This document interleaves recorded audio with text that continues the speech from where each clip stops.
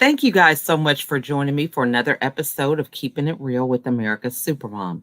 I am excited about my next guest. I have Jocelyn here, who is joining me at this moment from California, but we will let her tell us more about how we got connected. I believe it was through Clubhouse. Is that It, right, Jocelyn? yes, Yes. yes, yes. Everybody I meet here recently has been through Clubhouse, and I'm so excited to have this conversation with her because I don't know, Clubhouse is like a different kind of connection. You just kind of have that feeling like, man, I feel like I can talk to them forever. I known them for years.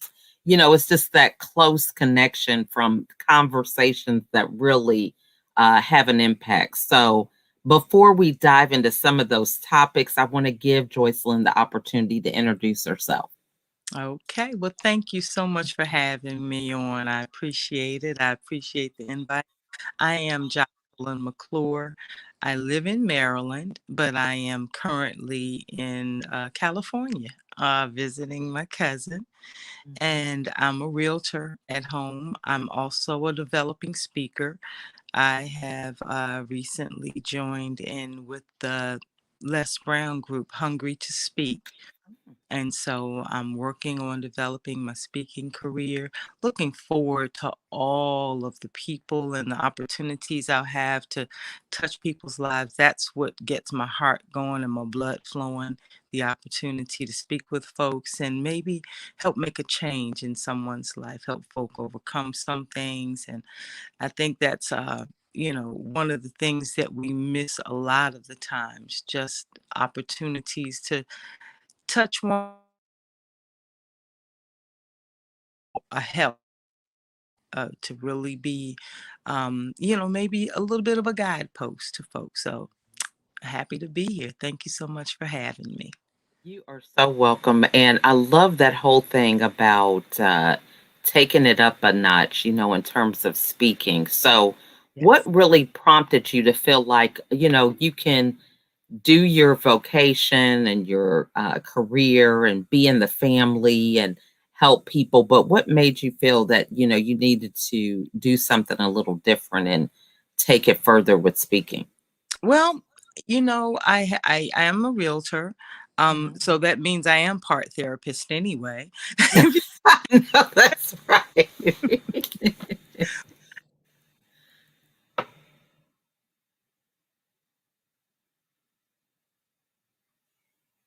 Gotta love technology. So it looks like she might have frozen. Uh, just gotta love it. So, so glad that she's here. As we were talking before filming, she is in California at this time, and it is 3 hours earlier. So if you're watching live, it is 6:33 here, 3:33 in California. So I tell you, it is just amazing how sometimes, life gives us twists and turns, but, we just got to keep it moving and go with the flow, so to speak. So, really glad that we got connected, and I'm sure she'll be back momentarily. You never know with this technology, but in the meantime, I want to give a shout out to everyone regarding my book, Inspirational Women of the World. This is a collective book to inspire women, especially. Many of us who feel like, life has dealt us a bad hand. We've had a number of excuses. And for me to be a contributor of this book, I think it really was a blessing. We released this book during the pandemic. And my chapter is My Life Mask Free. And it is discussing my struggles of depression and living behind a mask. That was really what really was significant during that time. I was on autopilot and really didn't realize the things that I was facing. It was just keep it moving, no time to stop doing the things that matter, and feeling that I was really giving 100% to everything, but I was really depleted and on empty because I was people pleasing, not having boundaries, just a number of things. And so This book is a compilation of several women, 20 of us total, who are telling our story about how we have faced a challenging time and was able to overcome it. So if you're interested in getting a copy, please feel free to reach out to me through Instagram or through any of my social media platforms. I think I'm pretty much everywhere because I'm very passionate about speaking out about depression. The situation for me was that I was actively being busy, so to speak, and depression for me looked like somebody who was in the bed and not motivated, not doing anything. And so I didn't even realize that I was dealing with my own depression because it didn't look like what I thought it looked like. So now I'm passionate about really educating women about the strategies and tools necessary in order for you to overcome life's challenges with a smile instead of stress. And a smile really means a lot to me, not just to brighten up your face, but it's an acronym for 5 areas that I believe a lot of people are not aware that really feed into their mental wellness. And those areas are your sleep, your mood, inner voice, laughter, and energy. So each of those areas for me was dealing with not being sufficient, not being at a level that it should, right? During the time of my depression, you think over a course of 13 years, I really think on average I slept 3 to 4 hours a night because, I'm in between nursing and kids getting up in the middle of the night, or, my husband getting home late and me being woke up from sleep and not being able to go back to sleep, just a number of things. And so that was one area. Then, with that being the case, my mood was not always right. It's like you just assume because you're the matriarch and taking care of the kids that you're always positive. But, you think if you're not dealing with the most restful night of sleep, you're not waking up with a smile on your face always and ready to have that energy and creativity that's necessary in order to deal with a number of children. Then my inner voice, I was raised an only child, high achiever. So every day I had a checklist of these things that needed to be done. And when they weren't accomplished, I was really repeating to myself, you're a failure, you're a failure. So it didn't matter how many people complimented me on the things that I had going well. I had a negative outlook over the things that I felt I was being a failure with. So those positive comments or compliments, so to speak, really kind of fell on deaf ears. They were greeted with a thank you and a smile, but they really didn't do anything to build my emotional bank account, so to speak, because I was just deflecting them, not receiving them. So much so people would give me a compliment and I'd be like, oh, this old shirt or whatever, I just really could not receive things because the voice in my head was louder than the one that was on the outside. Laughter. This was something that really was a challenge. My husband worked a lot. He was always the comedian of the family. So for me, feeling like I was with the kids 24/7, I felt like I had to be the disciplinarian, the mom when things went wrong. And I just felt like I was constantly on, so to speak, 24/7. And he had the luxury of being the comedian. And that's just his personality anyway. But it really got under my skin because I felt like he was the fun one. And I had to be the one who was serious all the time and not being able to let my hair down, so to speak. And then the last thing is energy. If you're not sleeping well, you're not having that energy that you need in order to move forward and be the best version of yourself. Well, Jocelyn has joined us back again, so we will put her back on camera and see if we can try this again. All right. Okay, now look, if I get too close to the router, y'all gonna hear my cousin snoring. So I need to I love it. I just mean, I love your attitude. And for those of you watching, I mean, this is really what my life is like. It's like, you just got to do what you got to do, right? And so you just keep it moving. So this is just great. I was explaining to everybody that it was 3:30 wherever you are and a little bit. So we are happy to dive into the question. I believe was why you are moving more into speaking yes. as opposed to everything that you're doing. Yes. Well, again, I have been in real estate for 30 years. Um, Mhm. I do a lot of, you know, talking to people when you're in real estate. Honestly, and I joke not, you are a little bit of a therapist. You have Mhm. opportunities to kind of help people transition in life, kind of help them overcome some of their fears.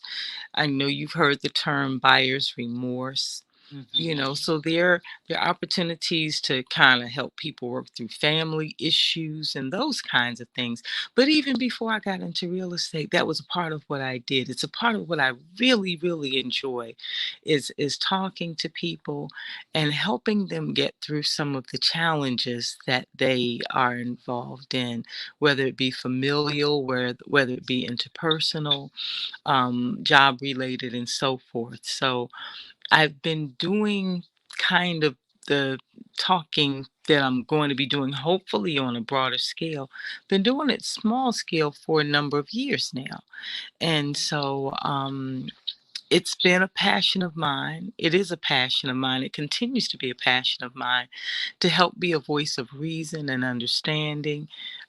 Even in my own family, I was doing that. And while I have not been trained, so to speak, formally, I have had a considerable number of years of training with regard to, talking to people and helping them kind of wade through some of the challenges of life. It's a part of my makeup. It's a part of who I am.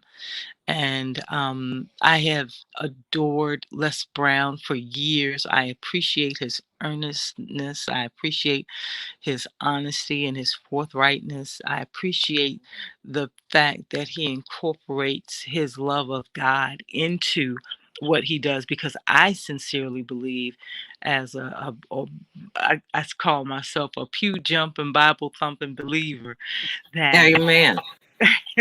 that it's essential in life Mhm. that you have a connectedness with the Creator, because there are things that God can reveal to you that no one else can or will.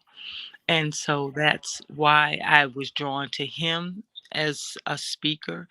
And that's what I'm hoping that God will allow me to do, is to draw people and to be able to speak to an audience that has a core of belief in him, and a willingness to kind of overcome some of the challenges. I love that.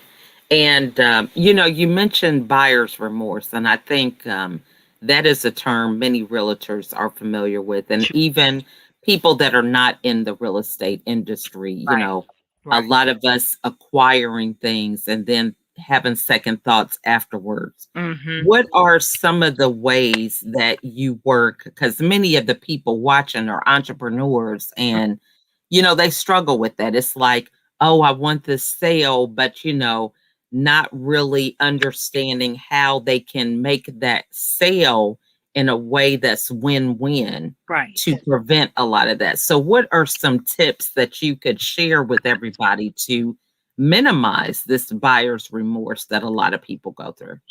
Well, the first thing, honestly, Michelle, that I have realized in my many years of business is that it is not about me. It is never about me.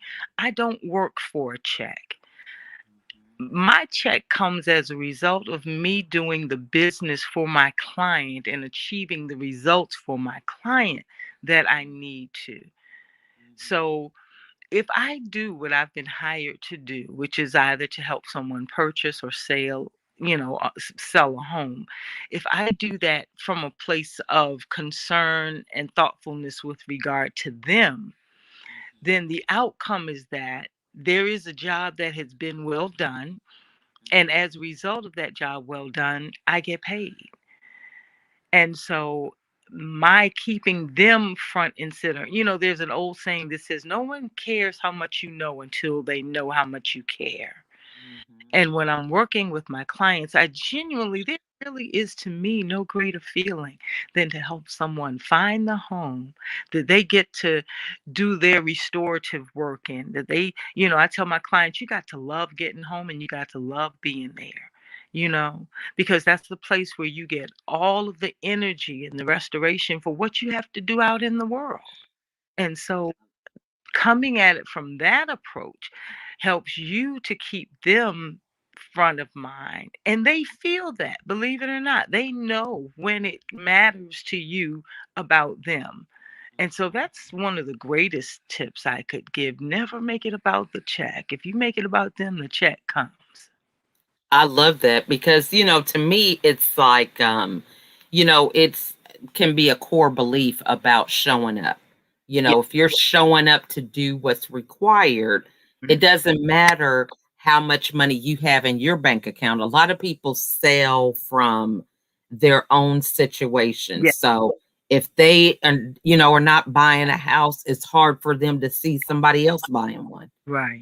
because they are just thinking about their own situation. So I love that it's not about you. That really is the golden nugget right there. I hope people are listening and writing that down because that is so true. We a lot of times sabotage our own situation by living life through our perspective instead of the perspective of our clients. Exactly. Hmm. Yeah. So I love the fact of the Les Brown. I was listening to him yesterday on Clubhouse. Yeah. So, what are some of your type of signature talks that you would like to share? I mean, what are some of the messages that really are feeding you to have that excitement to share with others? Well, the one thing that is at the core of what I want to do is, we have a mental health crisis in this nation. We do.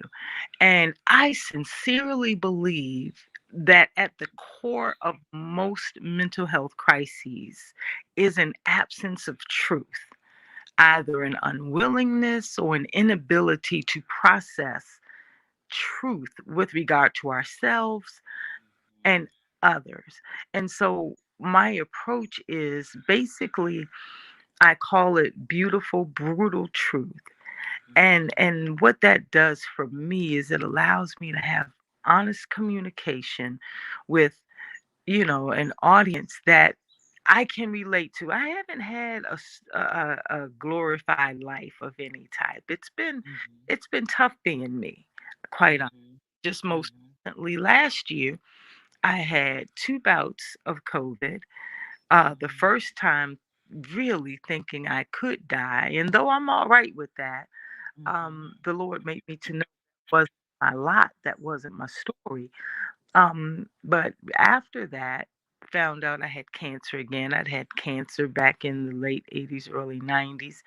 And so I had to really fight through some things last year. A few years ago, my oldest brother passed. He was the last sibling that I had. Now the sole survivor of my core family. I've Mhm. experienced a lot of loss in my life. I've experienced a lot of challenges, a lot of self doubt. But Mhm. in that, God has allowed me to process through, and that I can't just do things in a cursory manner. I do things in a manner that makes me sit down, pick apart, accept my part for some of the issues that I've experienced, but Yeah. not beat myself to death over them because we're basically spiritual beings having an earthly experience. And Yeah. so I allow myself my humanity, which helps me to see others in a very, very different way a lot of the times, and even help them accept their own humanity. But an error doesn't mean that you're stuck. An error Right. place of learning. And that's Mhm. where I'm wanting people to get to. When you make a mistake, it's not necessarily a mistake for the sake of just being a mistake. It's so you have opportunity to learn. So if we look at our experiences, the things that we go through, the things that we have thrown at us sometimes, even from the perspective of someone else. Something happens and we wonder, well, why in the blue blazes they tossing that at me? But a Mhm. lot of times it's not even about you. It's just about their own vision or thoughts with regard to themselves. And you just happen to be in the line of fire. And So so true. looking at things from that perspective, from an earnest, honest perspective, gives me an opportunity to accept what's mine, to know what's mine. Because, I used to say, you can say I'm ugly, and I'd know you lying because I'm a little cute, just a little bit. Right.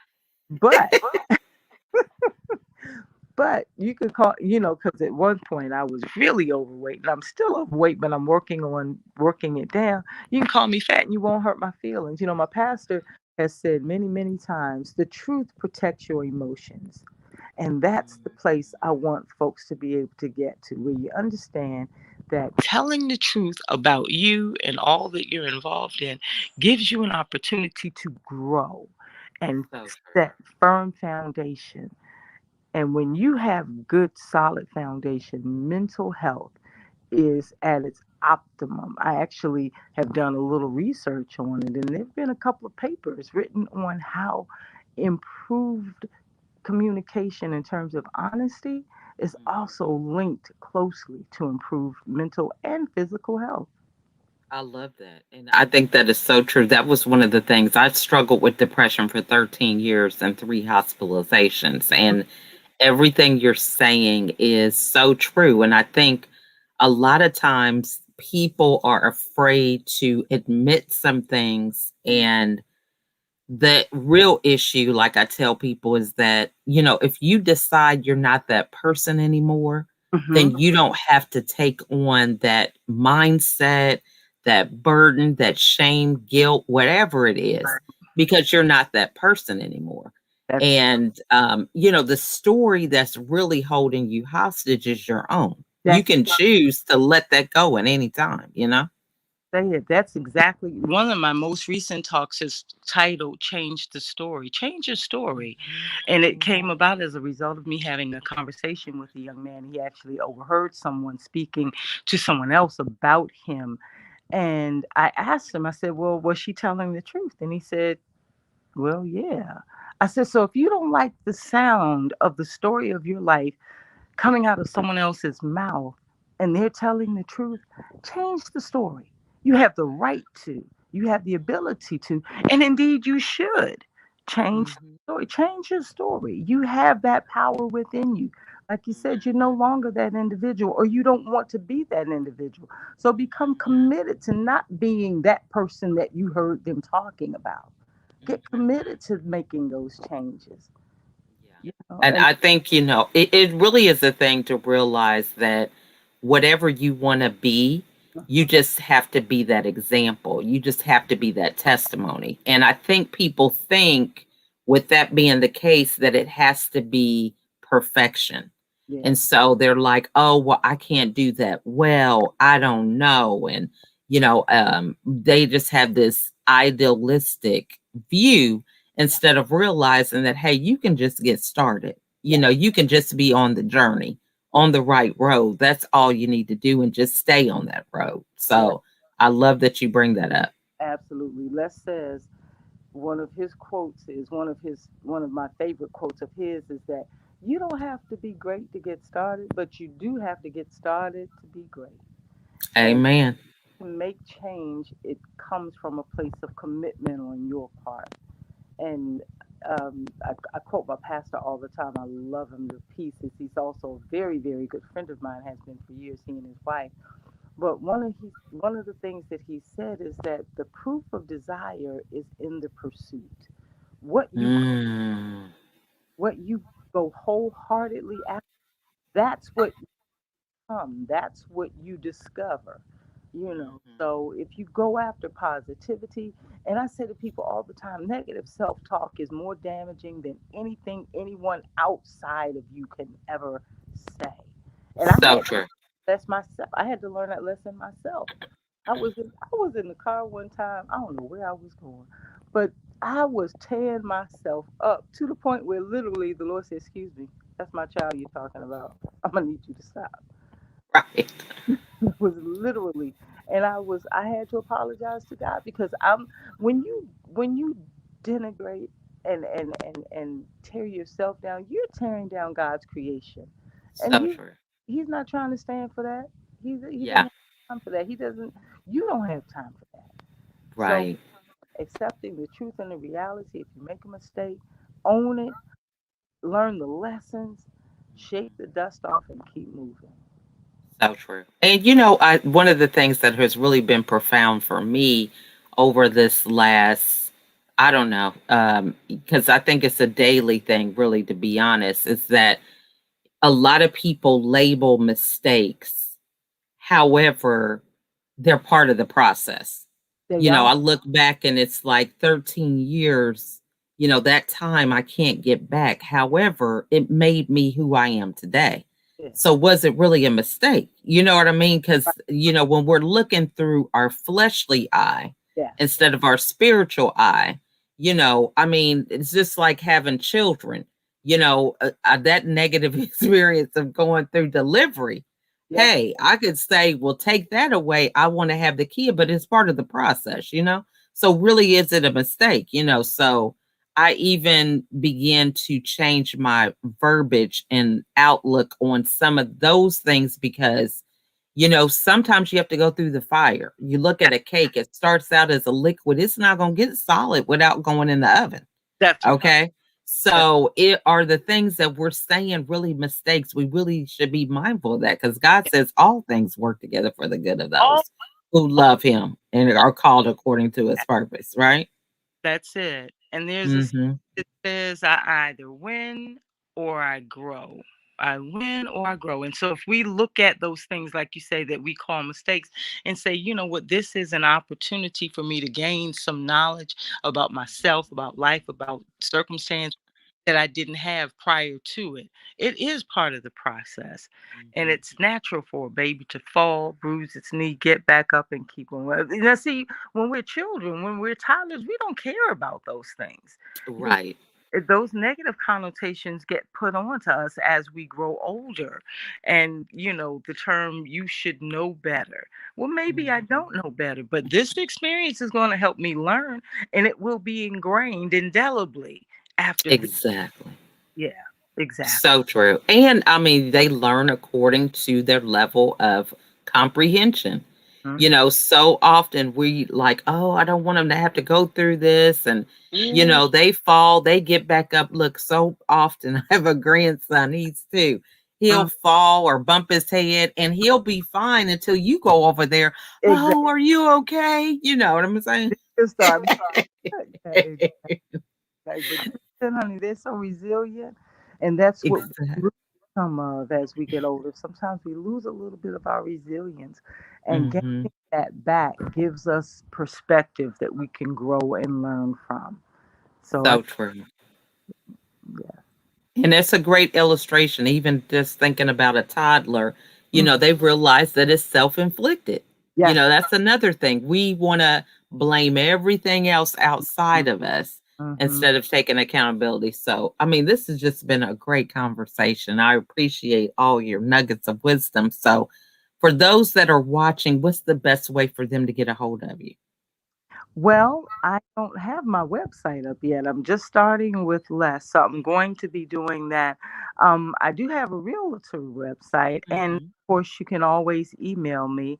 My email is my real estate pro Jocelyn at Mhm. Gmail, and that's Okay. spelled exactly the way it sounds. It's MyRealestateProJocelyn @gmail.com. And if you touch base with me, I can, maybe put you in touch with some folks who will let you know what kinds of things we're doing going forward. I'm in the process now of writing a chapter for Les's next book, so I'm excited about that. And I have another book that I wrote prior to joining with the Hungry to Speak family called No Room at the Shallow End. And it's basically my life up to a point, but I'm told it's engaging and helpful. So you may want to pick that up. It's available through Amazon. And Awesome. so prayerfully, you'll see more of me. I'm looking forward to it. And Lachelle, Love thank you so much for inviting me. I really appreciate you having me on.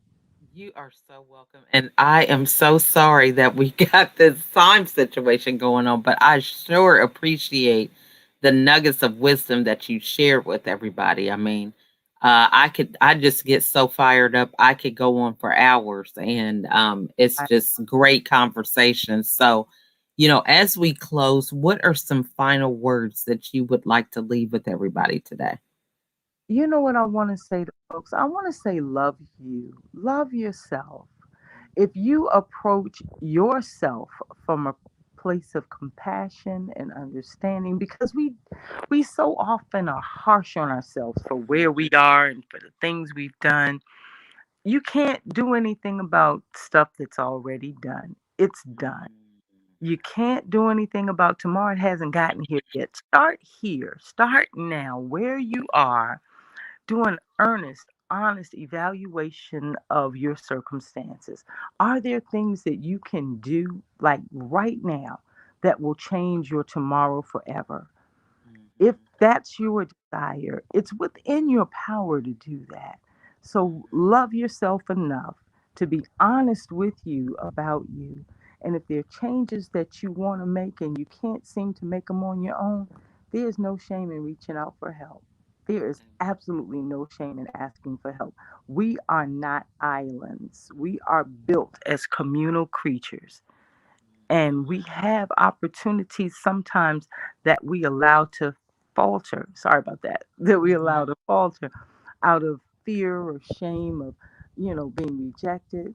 Don't let fear and shame govern your actions.